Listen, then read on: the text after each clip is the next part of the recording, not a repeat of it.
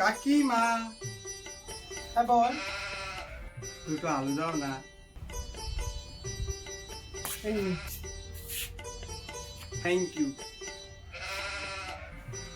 কাকিমা, আবার কি হলো রে?